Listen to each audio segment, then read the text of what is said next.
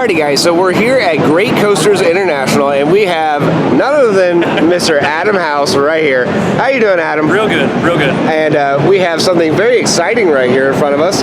What is this? What are we looking at? This is one of the two InvadR trains. And so ultimately what the park is going to do is kind of have a battle with the ride, right? Where you got the villagers and you got the invaders coming for the ride. This one is going to be the villagers. And so these guys are holding their ground. They've got this massive bear on the front of this thing. And it's going to be a great ride. I think at the end of the day, it's going to be just awesome. Now, I've seen these trains before. They were from Gwazi, correct? That's true. That's true. So a lot of the kind of the nuts and bolts, the things that you don't see here on top, anything that's down below is probably something that's there from Gwazi. The things on top, really, this has all been refurbished. Gwazi did not have the foam seats in here, so we had to do that for the park. The theming, the banisters. So there's been kind of a rental. It was kind of a split between the two, right? Trying to take the good pieces of Gwazi and still make it new and shiny and clean. So. And not just that, I've seen you guys even right here. You have some reinforcements on the bars, so you've done some structural things to the trains themselves to give them a little bit more longevity, I would think. Yeah, we've actually iterated through our trains a few times, and one of my favorite things to do is actually talk to the parks we built rides for. And so we see the thing new off the factory line, but to be able to sit down and talk to parks that deal with it day in and day out over the course of a decade, you finally get some feedback and they say, hey, you could do this better, this could be done. And so there's been actually a lot of iterations that we've gone through on the Millennium Flyer train since the beginning. Now, of course, you guys are working with Busch Gardens on this project. How far along are you guys on this project so far, and what can you expect to be in the next month or two? Sure. We're making a lot of progress. Obviously, with steel structure, a lot of the things get done prior to being on site. So with the wood coaster, we basically send raw bundles to the site, and the guys build it. So it takes time. It's a lot of work to that. With the ride like InvadR, we've already got the structure that's put together. So it's basically a big giant erector set. So once everything's put together and once it goes up, then we do track like normal. And so we're making a lot of progress, and no doubt going to be right on time. Now, of course, we have this one train here with the giant bear on the front of it, but there's another train at your booth also. So let's go take a look at that train also. Let's do it.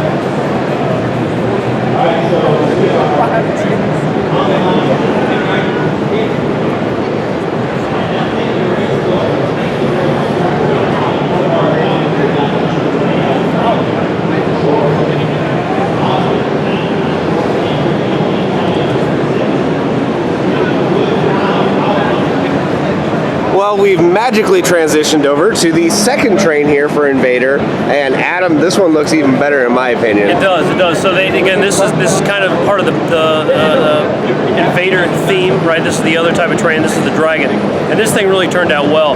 And you know what's really neat is being here a year ago and sitting down with Busch and seeing the concepts for this, and literally 1 year later seeing it all come kind of full circle and being able to see something that's tangible that's going to be out there for guests to ride year in and year out.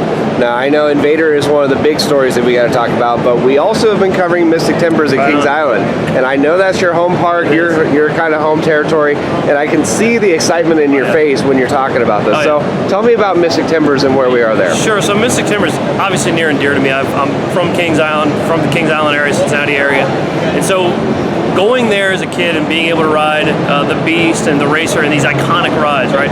That's really what made me want to do what I do today.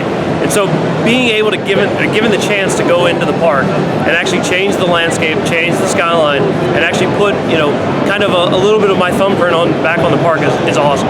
And so the ride is built really low to the ground. So when you come off that first drop, it's going to be start to finish just all in. Now, of course, the big thing is what's in the shed.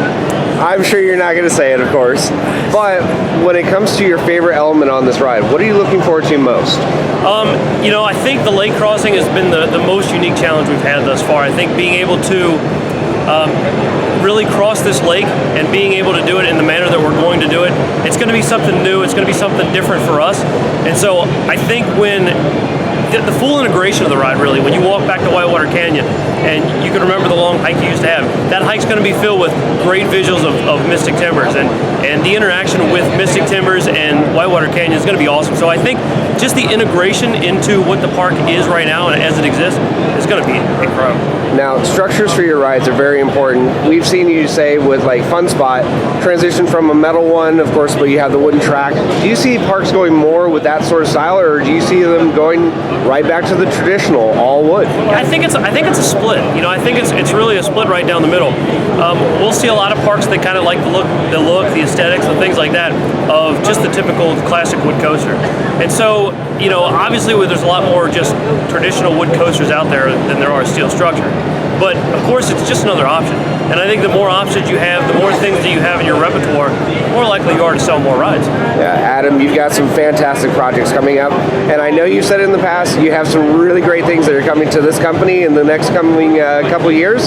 So we're looking forward to it, and I thank you for spending a little bit of time and answering some of our questions. That's no problem.